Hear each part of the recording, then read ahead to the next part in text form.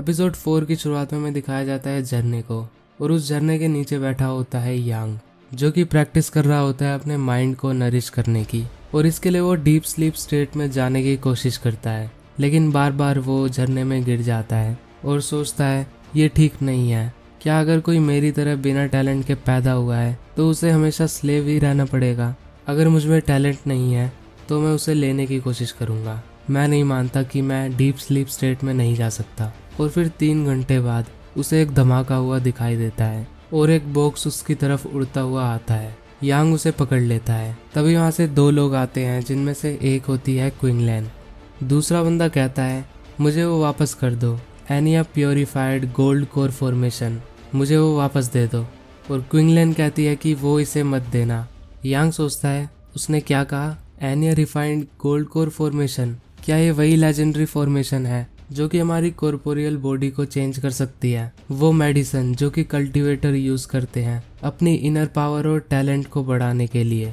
अगर ऐसी बात है तो, और वो उसे खा जाता है। वो बंदा ये देखकर काफी गुस्सा हो जाता है कि उसने वो गोल्डन बॉल खा ली, और वो गुस्से में उससे कहता है तुम्हारी हिम्मत कैसे हुई शुई युए जिनदान को खाने की? इसका नाम बड़ा अजीब है तो मैं इसे गोल्डन बॉल बोलूंगा। और इस बंदे का नाम होता है जिंगकोंग मैन शुई युए। और फिर वो अपनी तलवार लेकर उसे मारने के लिए आगे बढ़ता है। ये देखकर यांग काफी घबरा जाता है और क्विंगलैन उस बंदे को अपनी पावर से रोक लेती है। वो ये देखकर हैरान होता है और कहता है सोचा नहीं था कि कोई इतनी यंग एज में ये सीख सकता है। और फिर वो दोनों आमने सामने खड़े होते हैं, मतलब हवा में होते हैं। और फिर वो बंदा एक स्क्रोल खोलता है और अपनी पावर यूज करने लगता है। क्विंगलैन कहती है तुम्हारा और मेरा क्लैन एक दूसरे को नहीं जानता, लेकिन अब मुझे तुम्हें मारना ही होगा क्योंकि तुमने वो गोल्डन बॉल हमसे चुराई है। शुई कहता है क्या तुम्हारे क्लैन ने भी उसे लूटा नहीं था? मैंने तो बस उसे वापस ले लिया है। और फिर वो दोनों ही अपनी ओरा बढ़ाने लगते हैं।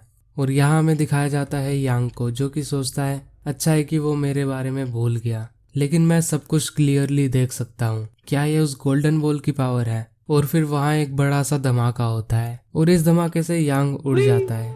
एपिसोड की शुरुआत में क्विंगलैन बड़ी बुरी हालत में होती है और उसके पास शुई आता है। क्विंगलैन, हालांकि तुम्हारा कल्टीवेशन का लेवल मेरे से एक ज़्यादा है, लेकिन फिर भी तुम डिस्ट्रैक्ट हो गई और मेरे अटैक की रेंज में आ गई। अब तुम अपनी बॉडी नहीं हिला पा रही होगी, है ना?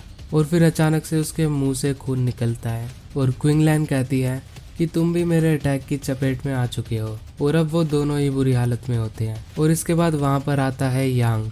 यांग को देखकर शुई कहता है ओह, तो ये तुम हो जिसने वो गोल्डन बॉल खाई थी। मैं तुम्हारे कपड़ों से बता सकता हूँ कि तुम ये क्लैन के सर्वेंट हो, है ना? ये क्लैन जैसी नोबल फैमिली अपने सर्वेंट को बहुत बार टॉर्चर करते हैं। मैं तुम्हारे चेहरे से बता सकता हूँ कि तुम्हें भी बहुत टॉर्चर किया है। तुम्हारा ऐसा चेहरा जरूर ये क्लैन के फैमिली मेंबर्स की पिटाई के बाद हुआ होगा। अब तुम्हारी बारी है बदला लेने की। क्विंगलैन को एक ही अटैक में मार दो।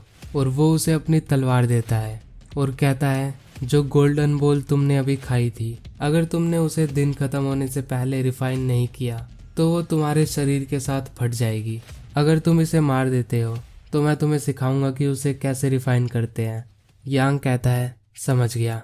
और फिर वो आगे बढ़ता है क्विंगलैन की तरफ तलवार लेकर और कहता है ग्रेट लेडी, हम दोबारा मिल गए। क्विंगलैन कहती है अगर तुम मुझे मारना चाहते हो तो मार दो, मैं तुम्हारे जैसे के सामने दया की भीख नहीं मांगूंगी।